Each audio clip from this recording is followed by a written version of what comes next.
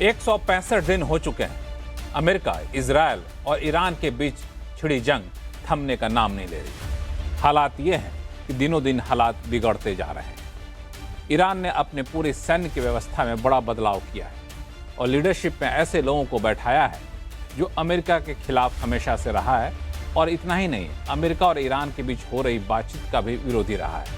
ऐसे में आने वाले दिनों में ईरान की रणनीति इस बातचीत को लेकर बहुत सकारात्मक रहेगी, इसकी संभावना अब कम दिखने लगी। उधर ईरान ने एक और बयान देकर के सबको चौंका दिया कि जब तक अमेरिकी राष्ट्रपति ट्रंप हैं तब तक ये बातचीत सफल होगी नहीं, बातचीत करने का कोई फायदा है नहीं। दूसरी तरफ ट्रंप एक कदम और आगे निकल गए। उन्होंने तो यहां तक कह दिया कि ईरान हमसे मुआवजा चाहता है, लेकिन मुआवजा तो हमें चाहिए, कॉम्पनसेशन हमें चाहिए, वो भी एक दो दिन का नहीं, पूरे पिछले 50 साल का। ये सारी बातें ऐसी हैं जो दोनों देशों के बीच में, दोनों पक्षों के बीच में हो रही बातचीत को और ज्यादा कमजोर कर रही होती। हालांकि इन सब के बीच में उम्मीद की किरण एक थोड़ी सी ये दिख रही है कि जब ये पता चला कि ओमान और ईरान के बीच में स्ट्रेट ऑफ हॉर्मुज खोलने के लिए कुछ नई व्यवस्था बनाने को लेकर सहमति बनती दिख रही है। इस पूरे घटनाक्रम को कैसे देखा जाए, आज आवाज अड्डा में करेंगे इसी पर खास चर्चा। नमस्कार, मैं हूं लक्ष्मण राय और चर्चा में शामिल होने वाले अपने विशेष मेहमानों से आपका परिचय कराऊं। इससे पहले सुन लीजिए कि आखिर अमेरिकी राष्ट्रपति ट्रंप ने इस पूरे घटनाक्रम पर क्या कहा।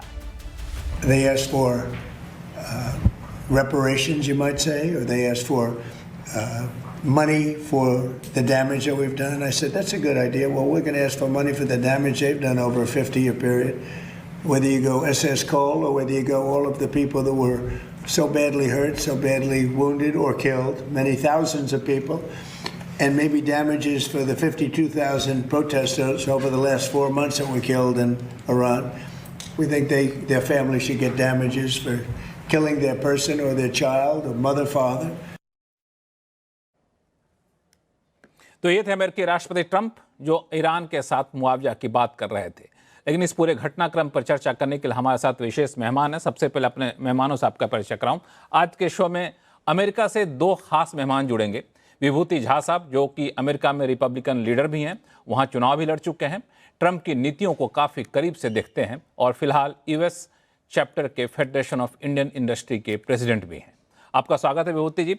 साथ ही साथ अमेरिका से जुड़े हैं डॉक्टर धीरज कौल साहब, जो कि जियोपॉलिटिकल एक्सपर्ट हैं। कुछ महीने पहले तक हमारे ही शो में ट्रंप की नीतियों का बहुत बड़े समर्थक हुआ करते थे, लेकिन पिछले कुछ हफ्तों से या कहें कुछ महीनों से उन्हें अब ट्रंप की नीतियां पसंद नहीं आ रही हैं। उनसे भी पूछेंगे ताजा घटनाक्रम पर उनकी राय क्या है। इसके अलावा लंदन से हमारे साथ जुड़ेंगे वरिष्ठ पत्रकार नरेश कौशिक साहब, जिनको एक जमाने में आपने कई बार सुना होगा अंतर्राष्ट्रीय मामलों पर रिपोर्टिंग करते हुए, अब अभी सभी अंतर्राष्ट्रीय घटनाक्रम पर काफ़ी पैनी नजर रखते हैं। इसके अलावा तीन विशेष मेहमान हमारे साथ जुड़ रहे हैं। पूर्व आईएएस और strategic affairs analyst doctor Thomas Matthew साहब जुड़ेंगे। पूर्व डिप्लोमेट एम्बेसडर प्रभु दयाल साहब, जो कि ईरान में रह चुके हैं, अमेरिका की नीतियों को काफ़ी करीब से देखते हैं। स्ट्रेटेजिक अफेयर्स एक्सपर्ट कमर आगा साहब भी हमारे साथ शो में होंगे। आप सही मेहमानों का बहुत बहुत स्वागत है। आप लोगों के इजाज़त से मैं शुरुआत आज विभूति झा साहब से करना चाहूँगा, जो कि हमारे शो में आज पहली बार आए हैं, इसलिए मैं चाहता हूँ पहले इन्हें मौका दिया जाए। विभूति जी, पिछले कई 165 दिन का ही जिक्र मैं करूँ तो जिस तरीके से घटनाक्रम तेजी से बदला है और ट्रंप की नीतियों में कई बार हम लोगों ने उतार चढ़ाव देखा है बहुत बड़े पैमाने पर, अब वहां रहकर आप इस पूरे नीतियों को कैसे देखें जो ताजा उन्होंने रुख लिया है ईरान को लेकर के? बहुत बहुत धन्यवाद मुझे आपके इस शो में निमंत्रण देने के लिए, और मैं बहुत प्रसन्न हूं आपके साथ जुड़ेंगे और इतने सारे महानुभाव आपके साथ जो जुड़े हैं यहाँ पे, सबका बहुत बहुत धन्यवाद। देखिए, ऐसा है कि ट्रंप जो है ना, वो बड़े ही unusual, unpredictable kind of a president हैं। ये तो जैसे कौल साहब ने कहा, एक बहुत सपोर्टर थे, अभी नाराज हैं। तो मैंने एक शो में कहा था कि Trump makes his supporters' life very difficult by doing and saying things the way he does. So एक बात मैं जितना कहूंगा कि ट्रंप के बारे में, कि ईरान के बारे में जो उनके विचार हैं उसको सोचना पड़ेगा। देखिए, ईरान इतने सालों से अटका रहा है सबों को, ये मांगो, वो मांगो, पैसे मांगो। उनका जो उसूल है, उस उसूल के हिसाब से जितना कंसेशन मांग सको मांगो, सोखो, और उसके बाद करें या ना करें हम देखेंगे, फिर हमारी मर्जी। तो उनके यहाँ जो है राजनीति के तौर पे आप देखें तो डेमोक्रेसी की कोई वैल्यू नहीं है उनके पास, क्योंकि उनका सिद्धांत ही उन्हें डेमोक्रेटिक नहीं बनाता है। तो एक जो है जो कहा जाता है कि जब मिडिल ईस्ट के कंट्रीज जो हैं वो डेमोक्रेसी का एडवांटेज लेते हैं, फायदा उठाते हैं, और मेरा सेंटेंस है, वाक्य है कि वो अंग्रेजी में मैंने कहा था बहुत सारे शोज में कि they have configured how to take advantage of freedom as the fault line of democracy. हम आपसे सब कुछ मांगेंगे, आप नहीं देंगे तो डेमोक्रेसी का वायलेशन है, हम जो करेंगे, हम जो कर रहे हैं वो हमारी मर्जी है। तो इस चक्कर में आकर के जब ट्रंप ने देखा था कि ईरान के साथ बातें क्या करें हम, वो 57 सालों से वही चल रहा है, ओबामा ने पैसे दिए, लेकिन वो एक मुद्दे पे अड़ा हुआ है कि हमें आणविक शक्ति बननी है, वो उसमें हम सरेंडर नहीं करेंगे, और ट्रंप उस पर अटक गए हैं। सारा का सारा मामला वही है, और इस कारण से क्या है कि ये लड़ाई कभी बंद होगी नहीं। ट्रंप भी फंस गए इसमें। उन्होंने बड़े आई डोंट नो कहां से उनकी बुद्धि आई थी कि पाकिस्तान को उन्होंने नेगोशिएटर बना दिया ईरान के साथ। मैंने उसी वक्त कहा था कि ये उनकी जो है कार्मिक ब्लंडर है उनका। ये जो bringing Pakistan in the negotiation is a कार्मिक ब्लंडर इन माय ओपिनियन। तो ट्रंप के साथ ये हो गया है कि वो चाहते हैं कि वहां आणविक न हो। आप सिर्फ एक देख लीजिए, पाकिस्तान आणविक कंट्री है, वो किस तरह से उसको यूज कर रहा है, आप ये सोच लीजिए सिर्फ।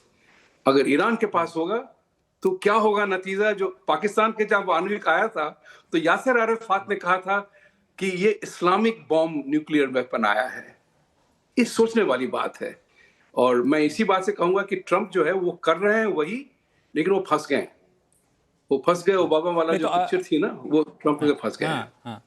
नहीं तो आपके हिसाब से अब जब फंस गए तो निकलने का इनके पास कोई रास्ता है कि नहीं है, या फिर ऐसे ही बातचीत का दौर चलता रहेगा? उनके ऊपर डोमेस्टिक प्रेशर नहीं है? नहीं, प्रेशर तो है, बिकॉज अमेरिका एक बड़ा कॉन्ट्रडिक्शन है अमेरिका में। आप देखें, इस बात की चर्चा भी हमने की है कि अमेरिका कोई भी वॉर जीतता क्यों नहीं है। वियतनाम से लेकर के सेकेंड वर्ल्ड वॉर को छोड़ करके आप देखें तो सारा इतिहास उसका कार्मिक उसका क्रमशः में देखें तो कोई भी वॉर अमेरिका जीतता नहीं है। तो भी हम इस कंक्लूजन पे आए कि अमेरिका की इच्छा नहीं है कि वॉर जीते, उसकी ऑब्जेक्टिव नहीं है कि वॉर जीते।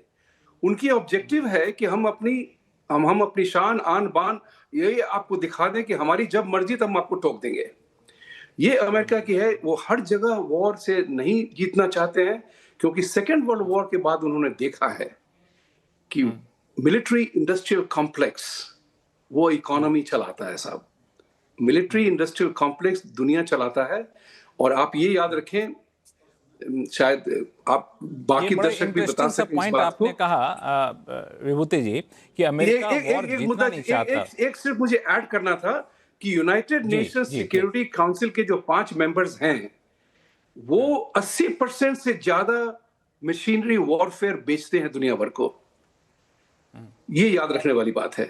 अगर विश्व शांति की बात होगी तो जिस दिन वो चाहेंगे उस दिन वो रुक सकता है। इनको सिर्फ अपने अस्त्र शस्त्र बेचने बंद करने पड़ेंगे। That is the economic issue. और स्कॉट बेसेंट जब सेक्रेटरी ट्रेजरी बने थे तो उन्होंने एक बयान दिया था जो मैंने खुद सुना है, वो किंवदंती नहीं है, कि प्रेसिडेंट ट्रंप का मैंडेट दिया गया था उनको कि डॉलर जो डी डॉलराइजेशन वगैरह की बात चल रही थी, डॉलर को स्थापित करो, नेवर वीक होने दो, और कैसे डेफिसिट बनाए को कायम रखो और कम करो। ये उनका मैंडेट है। और दुनिया में जो कुछ भी हो रहा है डॉलर की स्थिति और ट्रेड डेफिसिट को कंट्रोल करने में लगा हुआ है। आप देखें, आपके सामने है सारा नजरिया। बहुत बहुत धन्यवाद, अवसर दिया आपने मुझे ओपनिंग स्टेटमेंट का। नहीं, आप हमारे साथ शो में बने रहिए, क्योंकि आपने जिस डिफेंस इकोनॉमी की बात की है, मिलिट्री इकोनॉमी की बात की है, हमारे साथ एक विशेष मेहमान है थॉमस मैथ्यू साहब। अक्सर इसकी बात हमारे शो में कई बार करते भी रहे हैं कि दरअसल डिफेंस का गेम कितना पावरफुल होता है। थॉमस मैथ्यू साहब से परिचय करा दूंगा। आप जानते हैं हमारे पूर्व IAS ऑफिसर हैं, स्ट्रेटजिक अफेयर्स मामलों पे काफ़ी पैनी नज़र रखते हैं। थॉमस मैथ्यू साहब, जो बात आपने अभी सुनी, विभूति झा साहब ने कहा कि दरअसल ट्रंप या फिर US वॉर जीतना नहीं चाहता है, वो दिखाना चाहता है कि हमारे मिलिट्री सुपरमेसी है। ये मिलिट्री सुपरमेसी ईरान वॉर में कम पड़ी है क्या? इतना झा साहब ने जो बोला है, I may not completely agree with him. Jha साहब ने बोला कि वर्ल्ड वॉर 2 के बाद अमेरिकन ने कोई वॉर जीता नहीं। ये मेरे ख्याल में this is not correct. Americans ने कोरियन वॉर जीता है और at least there was peace. Second is that invasion of Grenada, they did it at lightning speed. Then invasion of Panama, they did it at lightning speed. Gulf War 1991. So Americans और American democracy को हम underestimate कभी करना नहीं चाहिए। और पाकिस्तान को हम इंडिया पाकिस्तान का एनिमिटी का glasses through that we should not see Pakistan. Pakistan America का स्ट्रॉन्गेस्ट अलाई था ड्यूरिंग द कोल्ड वॉर, और पाकिस्तान अपना ट्रूप्स को गल्फ में बेच के वहां का डिक्टेटोरियल रेजिम को अमेरिकन्स के लिए सपोर्ट किया है। So Pakistan has been one of the closest allies of the US. In fact, 1962, the Pakistani president, if I remember, Ayub Khan said, the closest ally of the US is Pakistan. Okay, so Pakistan is always a बढ़िया country होता है because it's a Muslim country. Okay, Sunni शिया का थोड़ा problem होगा, but Pakistan अपना troops को भी gulf में भेज के अमेरिकन सिस्टम और अमेरिकन इंटरेस्ट सपोर्ट किया है। नाउ ये ये एक्सेप्ट करना मुश्किल है कि ट्रंप फंस गया। ये तो सच है कि ट्रंप ने सोचा कि जल्दी जैसे वेनेजुएला जैसे they will have a quick victory, but वो तो नहीं हुआ। That is true. बट एक चीज हमें समझना चाहिए कि हर दिन Iran is losing about 400 to 500 million dollars in oil revenue, और अमेरिकन को इसका वॉर का इंपैक्ट ज्यादा तो हुआ है ही नहीं। If you look at inflation, Dheeraj Kaul साहब को भी दिखाइए, ऑयल इकोनॉमी पे वही काफी नजर रखते हैं। धीरज कौल साहब को दिखाते रहिए। हाँ, सो मैं ये बोलना चाह रहा है कि see look at for instance अभी इन्फ्लेशन देख लीजिए। Inflation has slightly gone up by about 1, now it is about 3.5%, 4.6% से it come down to 3.5. But every war में inflation, in fact second world war वो तो exceptional था, वो तो 18%. वियतनाम वॉर का टाइम में 6% to almost, if I remember correctly, 15% तक था. And this is the situation.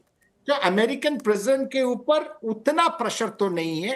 अभी मिड टर्म इलेक्शन तो आ रहा है, that I agree, but Iran see American president अभी इनका स्ट्रेटजी क्या है? अकॉर्डिंग टू मी, एक side military, second side economic blockade. I agree that Iran that is internally the military is very strong, उनका कंट्रोल इज ड्रैकोनियन, वो भी मैं मानता हूं, but how long can they go? ये इकोनॉमिक ब्लॉकेड कितना महीने तक can they survive? That is the question. And Trump is not in a hurry. Huge military, world's largest economy, का sustaining power है. 1962 to 1973 I can fight a Vietnam war and come back strong. I mean, Iran war is only क्या commitment? The commitment, troops का भी commitment नहीं है. It's only an economic commitment. So let's not underestimate or decry American power all the time. That means I'm only taking a realistic view. Only a realistic view. बिल्कुल। दरअसल Thomas साहब, ये आपने दो चीज़ें काफ़ी इंपॉर्टेंट कही। एक तो ऑयल इकोनॉमी की बात, जिसमें मैं आगे चल के डॉक्टर धीरज कौल साहब से पूछूंगा, जो हमारे साथ जुड़े हुए हैं यूएस से ही। लेकिन जो आपने कहा कि दरअसल अमेरिका को अंडर एस्टिमेट मत करिए, लेकिन मेरा सवाल यह है कि ईरान आखिर कब तक टिका रहेगा? इसका जवाब एम्बेसडर प्रभु दयाल से बेहतर कोई दे नहीं सकता है। लक्ष्मण जी, शो में बुलाने के लिए बहुत बहुत धन्यवाद। और ये आपका सोचना कि मुझसे बेहतर कोई जवाब नहीं दे सकता इस प्रश्न का, ये उचित नहीं है, क्योंकि आपके शो में इतने बड़े बड़े एक्सपर्ट बैठे हैं, वो मुझसे कहीं ज्यादा जानकार हैं। देखिए, मुझे थोड़ी बहुत फर्स्ट हैंड नॉलेज है। मैं 3 साल ईरान में पोस्टेड था, अमेरिका में 4 साल से ज्यादा था। इनके बीच में जो दुश्मनी है वो हमेशा से बहुत ज्यादा है, बहुत डिस्ट्रस्ट है।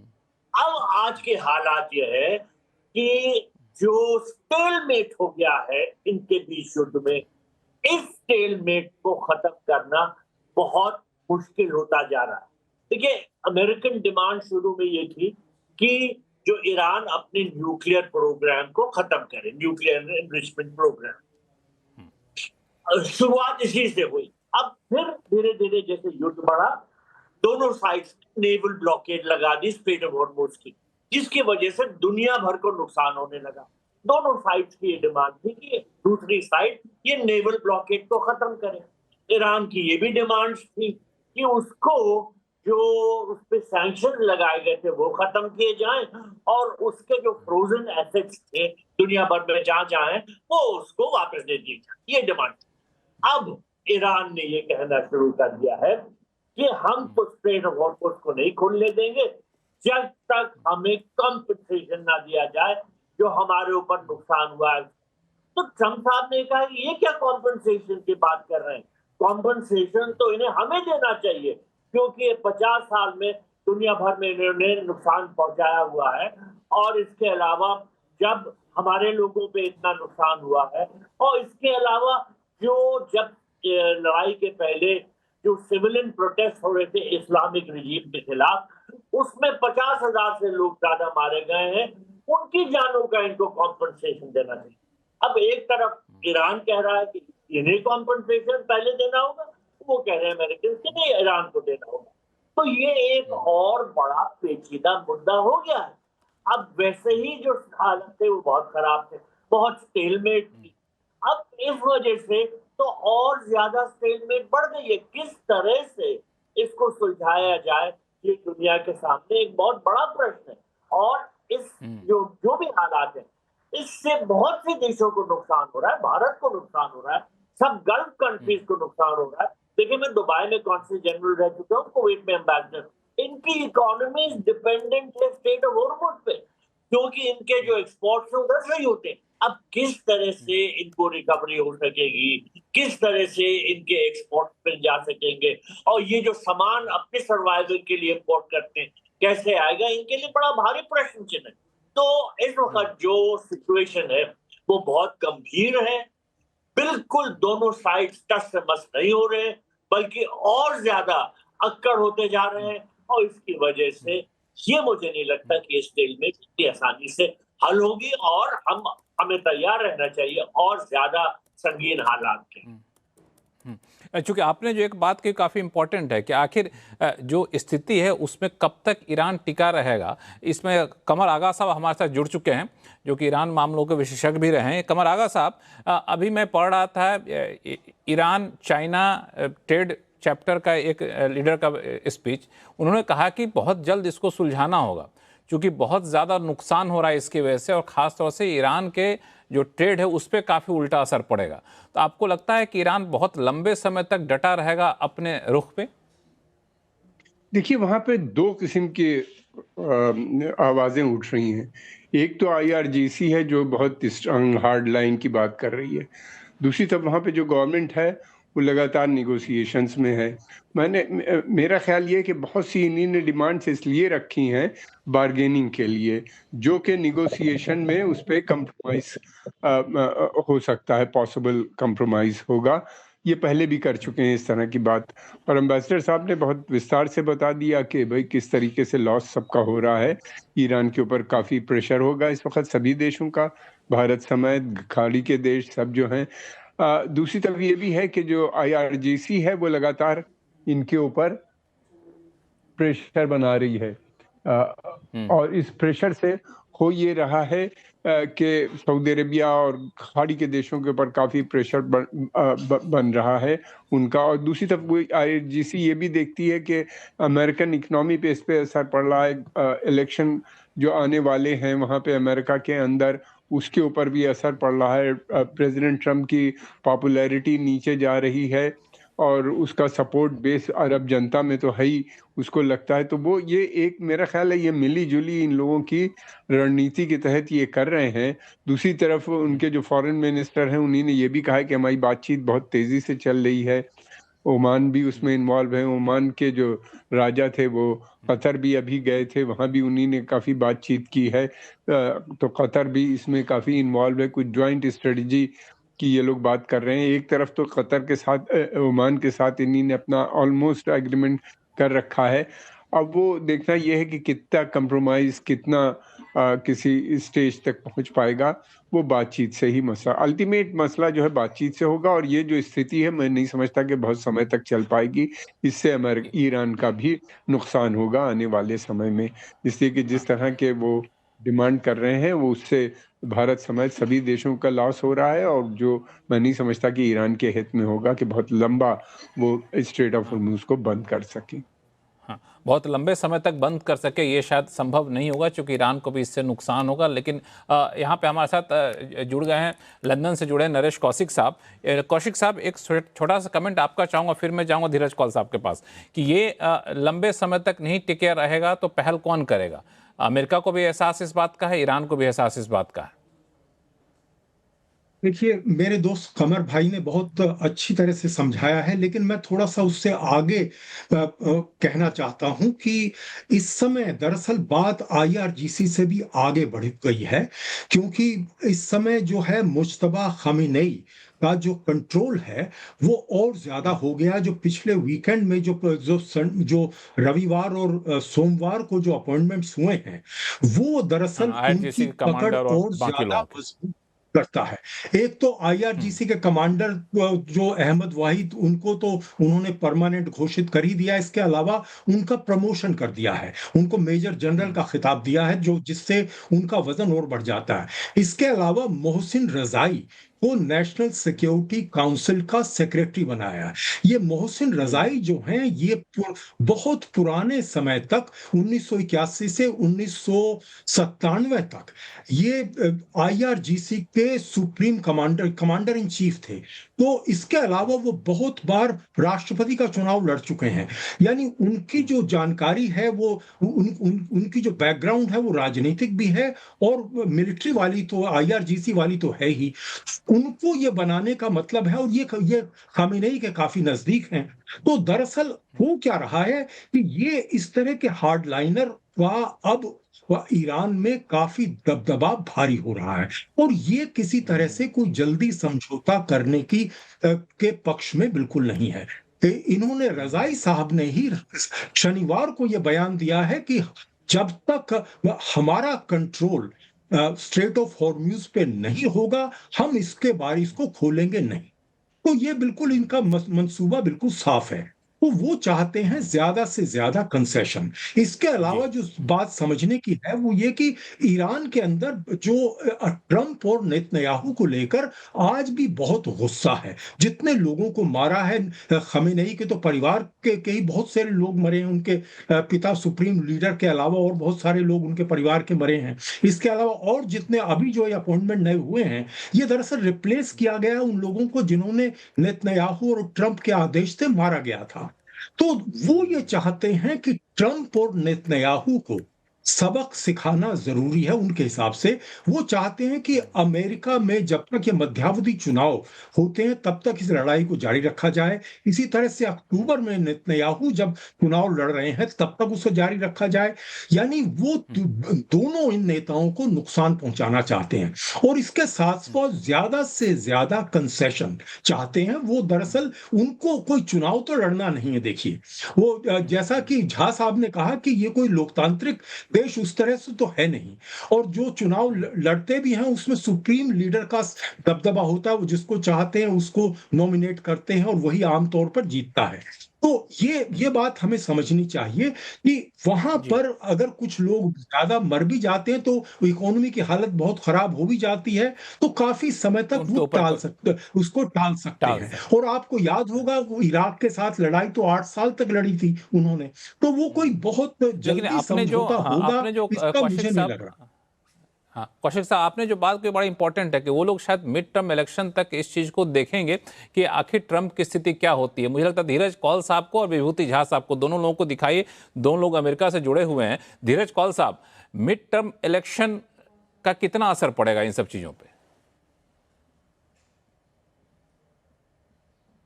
नमस्कार, thank you for having me on the show. और देखिए, मैं silicon valley California, can you hear me? मैं सिलिकॉन वैली कैलिफोर्निया में हूँ। यहाँ बहुत बड़ी आबादी में ईरानियन लोग सेटल्ड हैं जिनके फैमिली एंड रिलेटिव्स वहाँ पे हैं। So I am pretty well connected with them. तो हमें इंफॉर्मेशंस वहाँ की जो मिलती हैं on ground, obviously it's biased, क्योंकि ये सब लोग असाइलम लेकर आए वहां से हैं और जुड़े इनके रहते अपने हम्म, रिजीम के खिलाफ इनकी अपनी ओपिनियंस हैं, but still you have to take some of the data. लेकिन आप जो बात बता रहे हैं मिड टर्म से, देखिए इससे पहले मैं पेंसिल्वेनिया में था, I was very involved in it, और वो स्विंग स्टेट थी जिसने ट्रम्प को जिताया था। तो जो ग्राउंड पे मुद्दों से वो जीत के आए थे, other than illegal immigration, most of the area, employment generation, new job creation, अगर आप पकड़ लीजिए, इन्फ्लेशन ऑन ग्राउंड को बहुत तेजी से कम करना, इसमें ज्यादा काम नहीं हुआ है। और पेंसिल्वेनिया स्टेट के अंदर जो दुनिया का one of the biggest gas का भंडार है, उसके ऊपर हम लोग जो प्रोमिसेस थे कि वहां पे जॉब क्रिएशन होगी, वहां पे कोल को हम रिसर्च करेंगे, गैस निकाल के वो करेंगे, उसमें बहुत एम्प्लॉयमेंट जनरेट होगी, वो भी नहीं हुई है। मैं फिजिशियन भी हूं, तो मैं आपको एक बात तो जरूर ट्रम्प को मैं बहुत मुबारकबाद देता हूं, क्योंकि लाखों लोगों की जिंदगी और उनके परिवारों की जिंदगी डिस्ट्रॉय हो रही थी फेंटनिल से। सो फेंटनिल के ऊपर एक बहुत अच्छा काम करंट गवर्नमेंट ने किया है, बिकॉज़ चाइना से आती थी, मेक्सिको इलीगल राउट्स के थ्रू यहाँ आती थी। काफ़ी उसमें कमी हुई है ड्रग ट्रैफिकिंग में, तो उसमें तो कोई दो राय नहीं है, और इलीगल इमिग्रेशन के ऊपर। लेकिन कुछ और ऐसे मुद्दे हैं जिसके ऊपर बहुत रिजेंटमेंट पब्लिक के अंदर है। कहीं न कहीं California is a very liberal state, Democrat है, तो यहाँ तो डेफिनिटली ओवर एक्ज़ैजरेटेड होगा। लेकिन ओवरऑल यूएस के अंदर अगर आप देखें तो ईरान वॉर का जो सपोर्ट था, वो काफ़ी ड्रॉप हुआ है। इवन मागा वोटर बैंक के अंदर भी अगर आप देखें, जो 100% ट्रम्प को बैक करते थे, अब 75 से 60-65% के करीब ही सपोर्ट बचा है हार्डकोर के अंदर भी, क्योंकि डोमेस्टिक फ्रंट्स के ऊपर ज़्यादा हमने वो नहीं देखा। इसके अलावा जो पोप के स्टेटमेंट्स आए थे कि अगर आपका खून बेगुनाह लोगों के हाथ से रंगा हुआ है, तो गॉड वोंट फॉरगिव यू, ने भी कहीं न कहीं रेज़ोनेट किया है।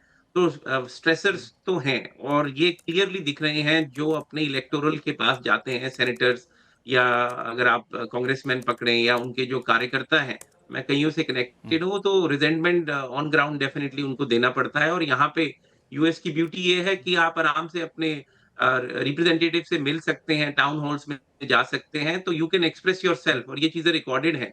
तो कहीं न कहीं लोग वही सवाल पूछ रहे हैं, हमारा हेल्थ केयर का क्या हुआ? हमारी जॉब्स का क्या हुआ? ऑयल की प्राइसेज़ बढ़ गई, इन्फ्लेशन बढ़ गया। ऑल्दो अभी हमारे नंबर जो आपके एक्सपर्ट्स ने बहुत अच्छे इन्फॉर्मेशन, काफ़ी एक्सपर्ट्स ने दिया, जिससे मैं एग्री करता हूँ, जो अभी ड्रॉप हुए हैं। लेकिन मैं AI in health care sector से कनेक्टेड हूँ, तो एआई इज़ माय फोर्टे।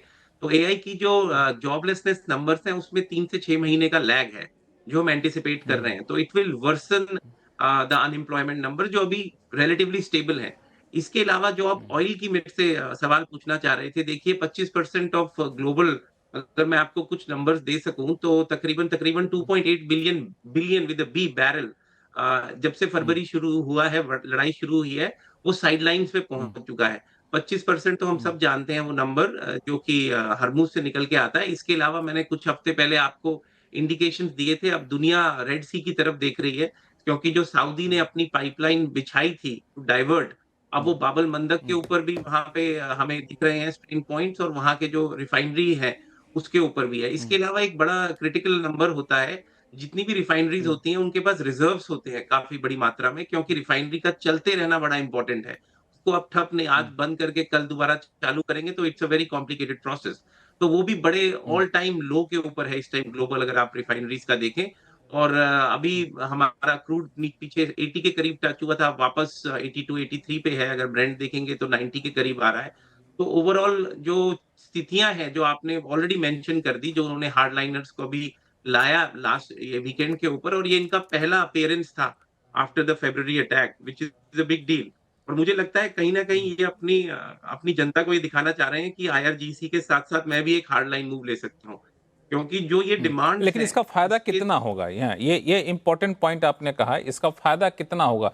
विभूति जी, ये जो अभी धीरज कौल साहब ने कहा कि जिन वादों के साथ चुनाव लड़ करके आए थे वो वादा पूरा नहीं कर पा रहे हैं, तो लोग इनसे सवाल पूछ रहे हैं कि आखिर उन वादों का क्या हुआ, चाहे रोजगार का मामला हो, चाहे महंगाई का मामला हो। और जब से ईरान वॉर शुरू हुआ है, अब जाकर के उनके पॉपुलैरिटी में काफी कमी देखने को मिल रही है।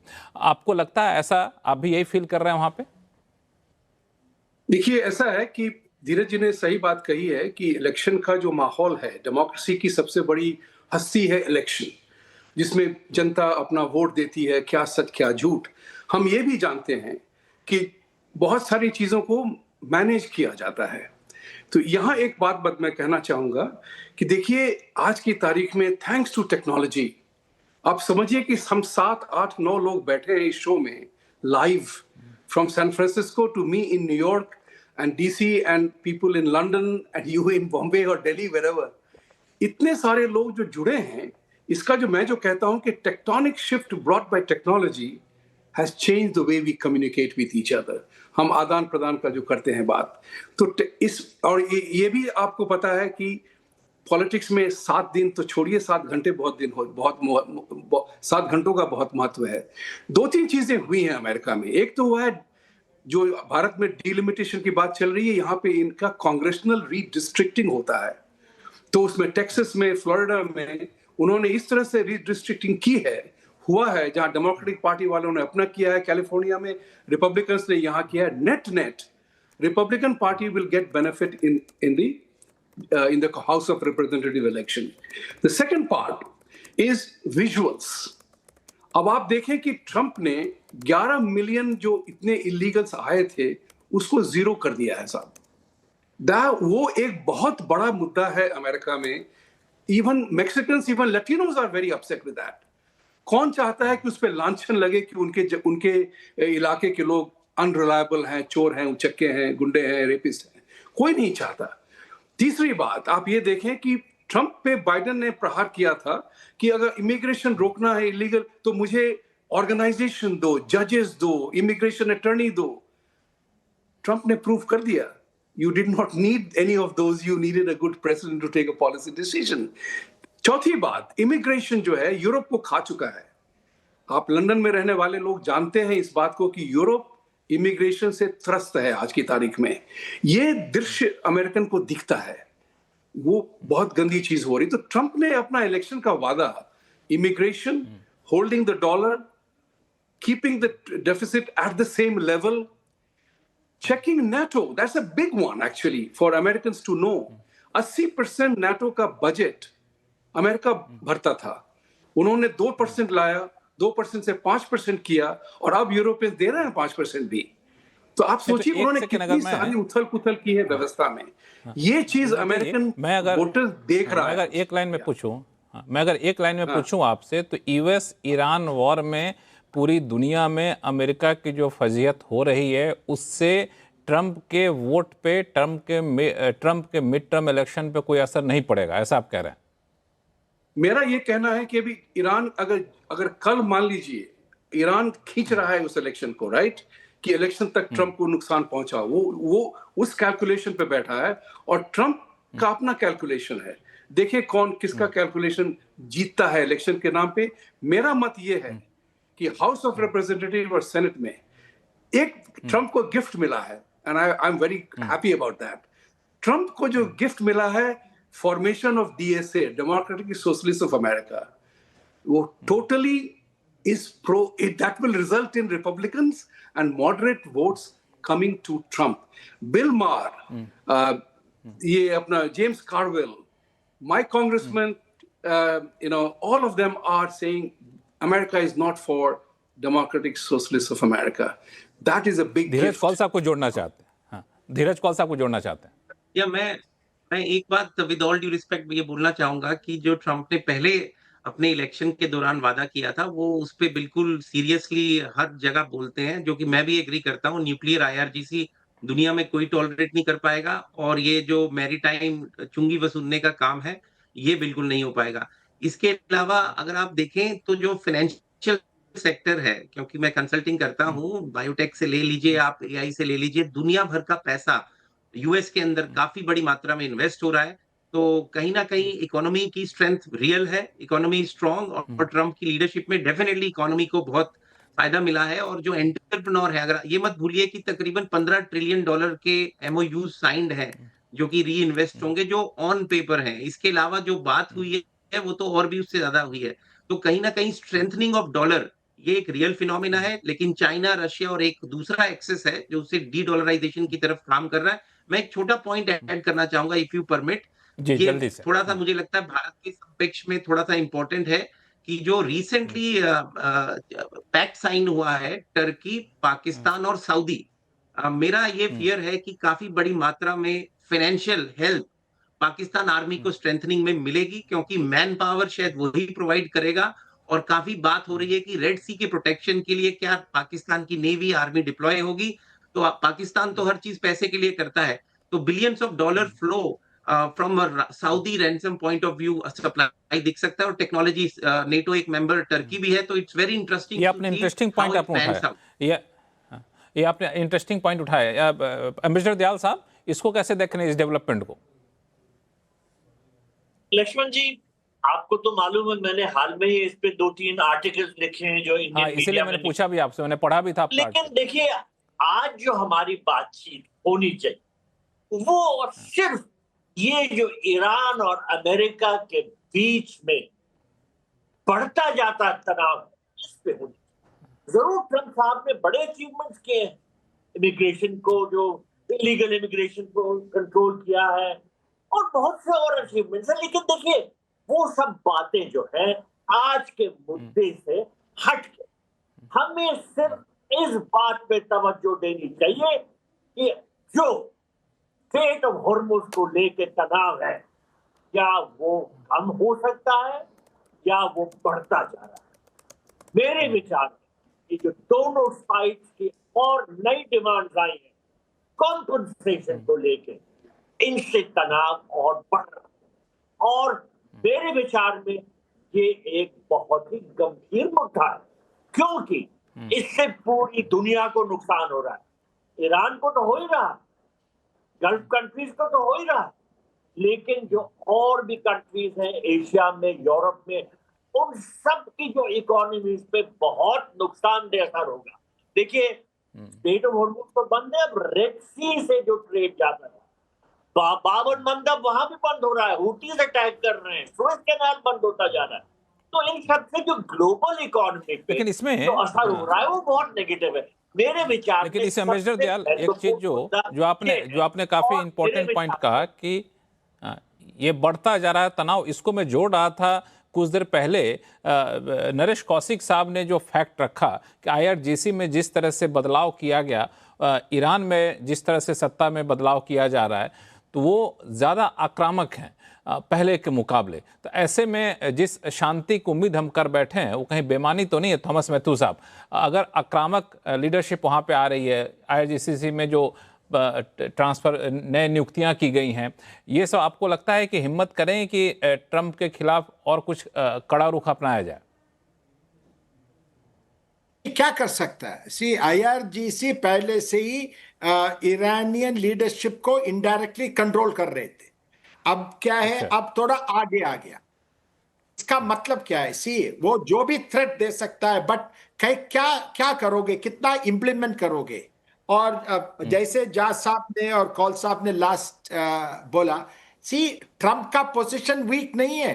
ये नवंबर मिड टर्म इलेक्शन में भी वो सेनेट टिप हो नहीं सकता है, और हाउस ऑफ रिप्रेजेंटेटिव में भी ज्यादा फर्क तो होने वाला नहीं है। और अमेरिकन इकोनॉमी वीक है ही नहीं।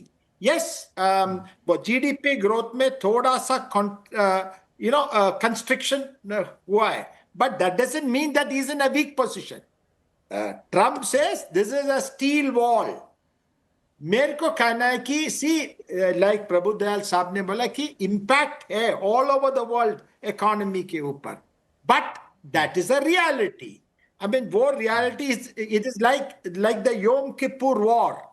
That is the Yom Kippur War में there was an oil energy world crisis. इससे ज्यादा इम्पैक्ट हुआ है, बट अमेरिकन्स के ऊपर ज्यादा इम्पैक्ट तो नहीं हुआ। मेरे ख्याल में दिस विल कंटिन्यू। डिसाइड है कि ट्रंप को प्रेशराइज करे नवंबर तक। मेरे ख्याल में that will not work, because like Prabhu Dayal साहब said that now American president said 50 साल का compensation हमें दे दीजिए। If American president का stake और American president का political stability में इतना threat होगा तो इस तरह एक demand नहीं रख लेता। तो मेरे ख्याल में ये जो है IRGC का लीडरशिप को उनको नेशनल सिक्योरिटी चीफ बना लिया, इसमें से ज्यादा फर्क तो नहीं पड़ेगा, क्योंकि उनके पास है क्या है, 2-3 मिसाइल लोग, बट द इम्पैक्ट डैमेज जो कर सकता इज लिमिटेड। एंड एंड एक और चीज मैं बता रहा हूं, मेरे ख्याल में ये that is all this defence missiles का कमी है, बट जब अमेरिकन कंप्लीट पावर अनलीश करेगा ना ईरान के ऊपर, it will have a huge impact. And with मेरे ख्याल में विद इसराइल कुछ ना कुछ इंटरनल चेंजेस ईरान में हो सकता है। This is my reading. Internal changes, Naresh Kaushik साहब कुछ आप जोड़ना चाहते हैं? जी मुझे नहीं लगता है ऐसा होने जा रहा है, क्योंकि पहली बात तो ये है कि ये हमें नहीं भूलना चाहिए कि ईरान जो है कोई हमले रोक नहीं रहा है। पिछले 2 हफ्ते में उसने 22 जगह 22 मिसाइल दागे हैं, और इन 2 हफ्तों में कोई बहुत ज्यादा अमेरिका के साथ लड़ाई नहीं हुई है। इससे लगता है कि ईरान का प्रेशर बढ़ रहा है। दूसरी तरफ यह है कि अमेरिका के राष्ट्रपति और अमेरिका के जो होक्स हैं, ईरान होक्स, वो तो बार बार उनको कह रहे हैं कि बड़े जोर से हमला करो। सेना तैयार नहीं है, क्योंकि सेना के पास में इतना आर्सेनल जितना होना चाहिए वो नहीं बचा है। और इसके अलावा जो आप कह रहे हैं कि वहां कोई बहुत उनको फर्क नहीं पड़ेगा मध्यावधि चुनाव में, मैं इससे सहमत नहीं हूं। उसकी वजह क्या है कि देखिए, इस समय कोई 24% लोग हैं, 24 या 28% लोग ऐसे हैं सिर्फ, जो कहते हैं कि हम ट्रंप का जो ईरान का जो ऑपरेशन है, ईरान की लड़ाई है, उसका समर्थन कर रहे हैं। यानी इसका मतलब यह है कि कोई 3/4 लोग अमेरिका में इस लड़ाई के पक्ष में नहीं है, जो ट्रंप के पक्ष में नहीं है।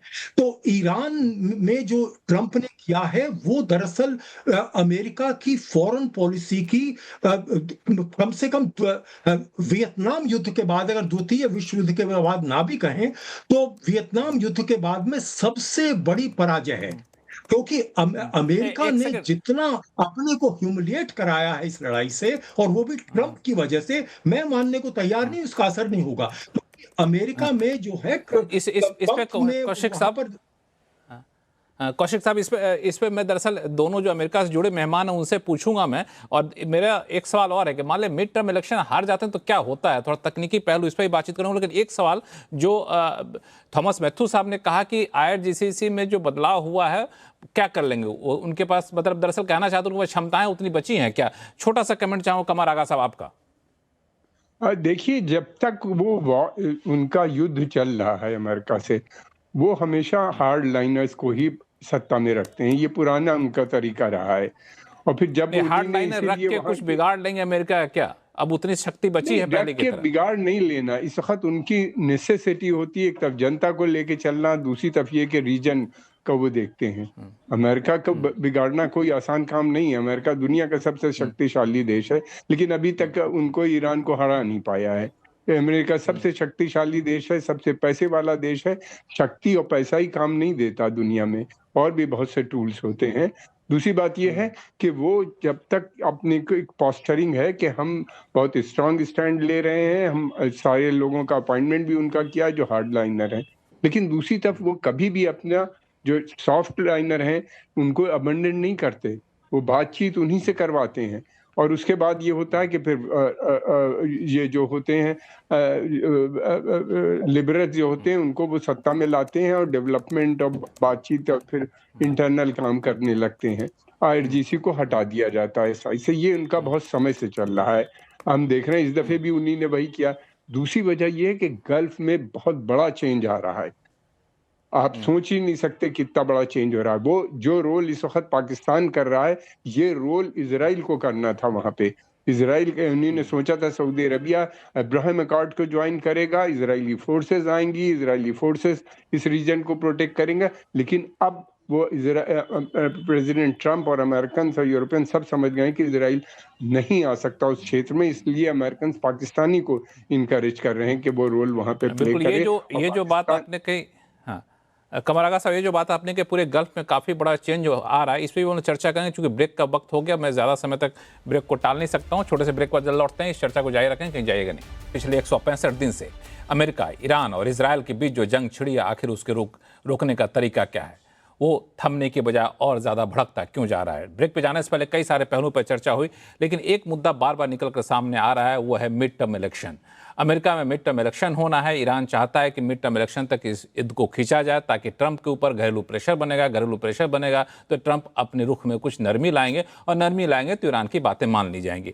लेकिन एक बड़ा ही सीधा सवाल मैं पूछना चाहूँगा विभूति झा साहब को और धीरज कौल साहब को दिखाई स्क्रीन पे कि मिड टर्म इलेक्शन में ट्रंप का कमजोर पड़ना या फिर ट्रंप का हार जाना, ये कितना मायने रखता है वहाँ की पॉलिसी को लेकर के, खासतौर से इंटरनेशनल पॉलिसी को लेकर के? विभूति झा साहब, देखिए ऐसा है कि मिड टर्म इलेक्शंस होती है, ये कोई नई बात नहीं है। और राष्ट्रपति की जो पार्टी होती है कभी हारती है कभी जीतती है, कोई ज्यादा उथल पुथल नहीं होता है। लेजिस्लेटिव हारने का मतलब क्या होता है? अगर वो कांग्रेस में, अगर मान लीजिए हाउस ऑफ रिप्रेजेंटेटिव्स में उनकी मेजोरिटी कम होती है तो बहुत सारे लॉज वो नहीं पास कर पाएंगे, बट एडमिनिस्ट्रेटिव एक्शन तो चलता रहता है। सेनेट हो जाएगा, अगर सेनेट लूज कर गए तो वहां पे बहुत सारे नॉमिनेशंस, कॉन्फर्मेशन वगैरह नहीं होती है। तो लेकिन ये कोई पहली बार नहीं होगा, ये कोई आखिरी बार नहीं होगा। लेकिन इस सिलसिले में एक मुद्दा डाल दूं यहाँ पे आपके, ये रिसर्च वाली बात है कि ट्रंप को मैंने ये सजेशन दिया हुआ है थ्रू अ मीडियम कि ईरान और इमिग्रेशन जिसके कारण उनकी लोकप्रियता कम हो रही है, उसमें ट्रंप जो है सिर्फ Bill Clinton, Barack Obama, Hillary Clinton, Nancy Pelosi, जितने सारे डेमोक्रेटिक लीडर्स हैं, बर्नी सैंडर्स, उनके जो बयान है ईरान और इमिग्रेशन पे, डिपोर्टेशन पे और किस तरह से ईरान को मारा जाएगा, वो उन स्टेटमेंट्स को बिल्कुल दिखाएं और कहें I am president, I approve this message. Hillary Clinton का तो मैसेज इतना गंदा है ईरान के बारे में, तो आप देखेंगे तो कहे दंग रह जाएंगे। ट्रंप एक्चुअली वही कर रहे हैं जो डेमोक्रेटिक प्रेसिडेंट्स और लीडरशिप ने पहले कहा हुआ है। I do not know how he will run that campaign, I hope he does it. Dheeraj Kaul साहब, संक्षिप्त में। आपको मेरी आवाज आ रही है? I think I lost you. जी आ रही। आप कैन यू हियर मी? हाँ, देखिए ये हाँ, तो आवाज आ रही डेफिनेट है अभी। हाँ, ये जो बात की बिल्कुल सही बात है कि काफी और लीडर्स ने ईरान के खिलाफ बोला था, पर जो ग्राउंड पे चीजें दिख रही हैं, हम इसे मिड टर्म ऑफ रेज भी कई लोगों का मानना है। ट्रंप की approval rating has drop to 38% versus 59% according to New York Times polling tracker. Historically अगर बोलें तो इस टर्म के अंदर सबसे लोअर अप्रूवल रेटिंग है, लेकिन मैं इस बात को नहीं एक्यूरेटली ट्रांसलेटिंग टू पोल्स नहीं मानता, क्योंकि जो अभी मिस्टर झा ने बात बोली वो काफी स्ट्रॉन्ग रेजोनेट करती है। इलीगल इमिग्रेशन और ड्रग्स, वॉर अगेंस्ट ड्रग्स, और इसके अलावा जो इकोनॉमी है, जो बड़े बड़े हेज फंड्स हैं, जो बड़े बड़े जिसको वॉल स्ट्रीट हम बोलते हैं वर्सेस कॉमन स्ट्रीट, उसके ऊपर बहुत बड़ी मात्रा में स्टेबलाइज किया गया है। लेकिन 2-3 ऐसे मुद्दे हैं, महंगाई, जिसके अंदर हाउस इन्फ्लेशन एक बहुत बड़ा इशू है, जिसमें ट्रंप ने कोशिश की थी मुझे कि यूएस के इंटरनल पॉलिटिक्स पे चर्चा नहीं, मेरा सिर्फ सवाल यह है कि अगर मिड टर्म इलेक्शन में ट्रंप कमजोर पड़ते हैं तो क्या इनकी नीतियों में बदलाव आ सकता है, या फिर कुछ ऐसे फैसले ईरान को लेकर जो अभी ले रहे हैं वो नहीं ले पाएंगे, ऐसा है क्या? मुझे नहीं लगता कि उनकी स्टैंड के अंदर टुवर्ड्स ईरान, खासतौर पे आईआरजीसी न्यूक्लियर, और जो वो इजराइल को बार बार थ्रेट देते हैं कि इजराइल को हटा देंगे, इस पे कोई भी अमेरिकन पॉलिटिशियन मुझे नहीं लगता वेव करेगा। और जो ईरान के प्रॉक्सीज हैं, हिजबुल्लाह, हमास, आपकी बात समझ गया, कॉर्नर कोई नहीं दिखाएगा। समय कम, इसलिए बीच में रोक रहा हूं आपको। थॉमस मेहतू साहब, हाँ बोलिए। लक्ष्मण जी, एक पॉइंट मैं रेस करना चाह रहा हूं।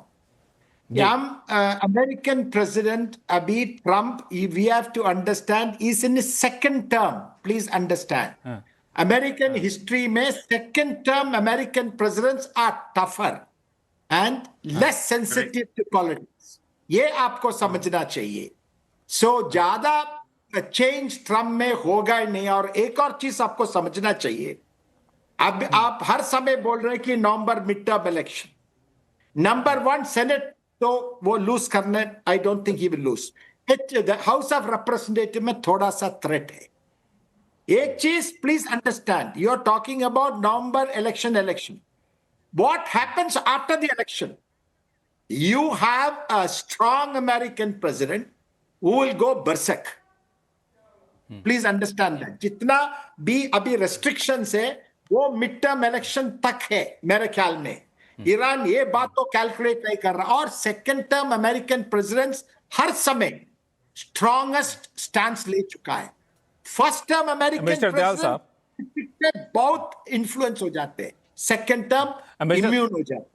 This is American. बिल्कुल, समय कम है इसलिए बीच में रोक रहा हूं मथुर साहब। मिस्टर दयाल साहब, संक्षिप्त में, मिड टर्म इलेक्शन तक क्या ट्रंप अपने रुख को नरम रखेंगे या फिर मिड टर्म इलेक्शन के दबाव में ईरान के प्रति अपने रुख को अभी फिलहाल कम कर सकते हैं, थोड़ा सा नरम रवैया अपना सकते हैं? ट्रंप साहब नरम नीति नहीं अपनाएंगे क्योंकि उनके लिए नहीं ये अपनाएंगे। कम डाउन हो जाएगा। ट्रंप साहब तो हमेशा ये दिखाते आए हैं कि वो जो कर रहे हैं वो सही है, और अगर वो अपनी नीति में नरमी दिखाते हैं और किसी तरह से ईरान को ज्यादा कंसेशन देते हैं, जितना वो दे रहे थे उससे अगर ज्यादा देते हैं, तो फिर वो उसे लगने लगेगा कि वो शायद हार मानने लगे, घुटने टेकने लगे। ट्रंप साहब कभी ऐसा नहीं कर सकते। और देखिए दूसरी तरफ जो ईरान में रिजीम है वो तो बिल्कुल टोटलिटेरियन है। पब्लिक चाहे जो सोचती हो, उसको जो करना है वही करेगी। इस वजह से ये कमर आगा साहब, पब्लिक चाहे जो सोचती हो, ईरान के शासन को जो करना है वो करेंगे। सर, समय कम है, बीच में रोक रहा हूं आपको। कमर आगा साहब, नहीं, मैं समझता हूं कि ईरान की जो वो है, वो एमओयू जो साइन हुआ था, वो एक्चुअली उसी के ऊपर अड़िया रहना चाहता है। उस पे उनको उसी काफी पड़े रहना कंसेशन चाहिए। मिल चुकी है और नरेश उससे ज्यादा कौशिक साहब, उनको वो जानते हैं कि नहीं मिलेगी। नरेश कौशिक साहब, जो ओमान और ईरान के बीच में बातचीत चल रही है, आपको लगता है कि जो एक फॉर्मूला था कि इनकमिंग होगा ईरान से, आउटगोइंग होगा ओमान से, उस पर बातचीत बन जाएगी और फिर सारा कुछ नॉर्मल हो जाएगा? देखिए, वो तो ईरान ने ऑलरेडी कह दिया है कि उससे काफी नहीं है, हमें रेपरेशन चाहिए, हमें और वो डिमांड कर रहे हैं। लेकिन मुझे ऐसा लग रहा है कि अगर ट्रंप मध्यावधि चुनाव में अगर कांग्रेस भी हार जाते हैं तो उनके लिए बहुत मुश्किल होगा, क्योंकि वो अपनी ईरान की इस नीति को लागू नहीं करा पाएंगे और बहुत सारी चीजें नहीं कर पाएंगे। और इसके अलावा उन पर मिड टर्म जो इलेक्शन थ्रेट होगा है, तो हम लोग इस चर्चा को फिर से करेंगे। आप लोग काफी एक्सपर्ट हैं, लेकिन शो का समय बिल्कुल खत्म हो चुका है, इसलिए आप सही मेहमानों को बीच में मैंने रोका, इसके लिए माफी चाहता हूं। और आप लोगों ने अपना कीमती समय निकाला, इसके लिए बहुत बहुत धन्यवाद। आवाज अड्डा में फिलहाल इतना ही। देखते रहिए CNBC आवाज। नमस्कार।